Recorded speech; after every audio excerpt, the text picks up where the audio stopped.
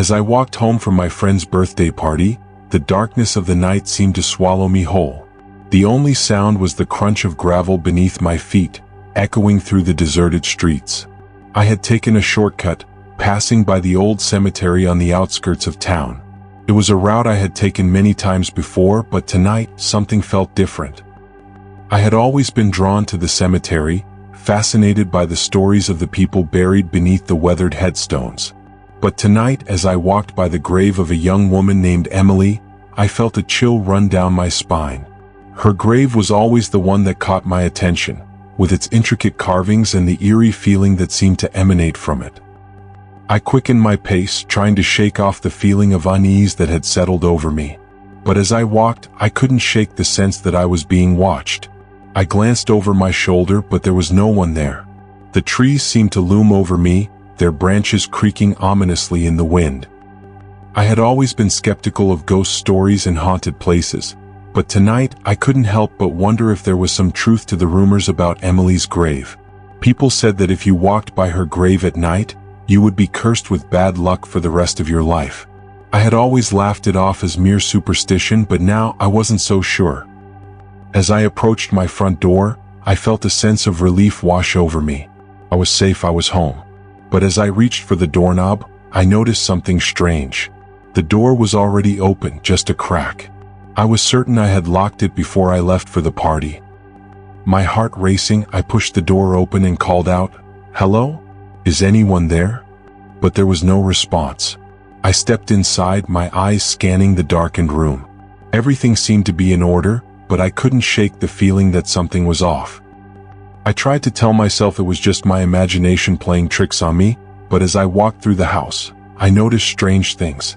A vase was knocked over, a book was lying on the floor, and the TV was on, blaring static. It was as if someone had been in my house, but I knew I had been alone. I tried to calm myself down, telling myself it was just a burglar or a stray animal that had gotten in. But as I looked around, I saw something that made my blood run cold. On the wall, in bold letters, was scrawled a message, "You should not have come home." I stumbled backward, my mind reeling. Who could have done this? And why? I tried to call the police, but my phone was dead. I was alone and I was scared. As I stood there, frozen in fear, I heard a noise behind me. It was a low, mournful sigh, and it seemed to come from the direction of Emily's grave. I spun around, but there was no one there. The sound seemed to come from all around me, echoing off the walls. Suddenly, the lights flickered and went out. I was plunged into darkness, and I was alone. I stumbled through the house, trying to find a flashlight or a candle, but everything seemed to be just out of reach. As I stumbled through the darkness, I heard the sound again. It was louder this time, and it seemed to be coming from right behind me. I spun around, but there was no one there. And then I saw it.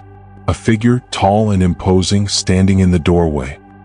I tried to scream, but my voice was frozen in my throat. The figure didn't move, didn't speak. It just stood there watching me. And then, just as suddenly as it had appeared, it vanished. I stumbled backward, my heart racing. I didn't know what was happening or who or what was behind it. But I knew one thing, I had to get out of there. I grabbed my keys and ran, not stopping until I was blocks away from my house.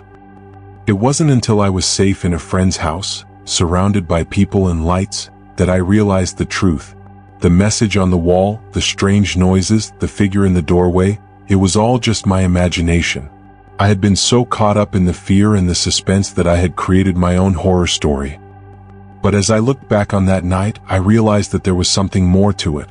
Something that I couldn't quite explain. It was as if Emily's grave had awakened something in me, something that I couldn't shake. And as I lay in bed that night, I couldn't help but wonder, was it really just my imagination, or was there something more sinister at play? The next morning, I went back to my house, determined to face my fears. But as I approached the front door, I saw something that made my heart skip a beat.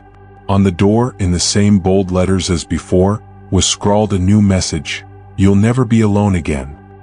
I knew then that I had to get to the bottom of things.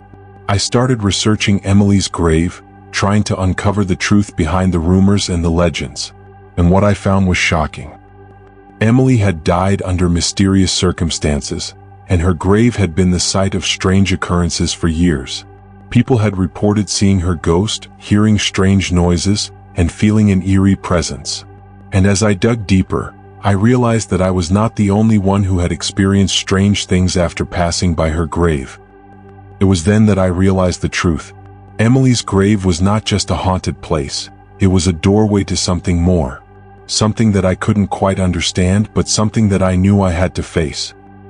I went back to the cemetery, determined to uncover the secrets of Emily's grave. And as I stood before her headstone, I felt a sense of peace wash over me. I knew that I had to confront whatever was on the other side of that doorway, and I was ready. As I stood there, the wind died down and the trees stopped creaking. The darkness seemed to recede, and I was bathed in a warm, golden light.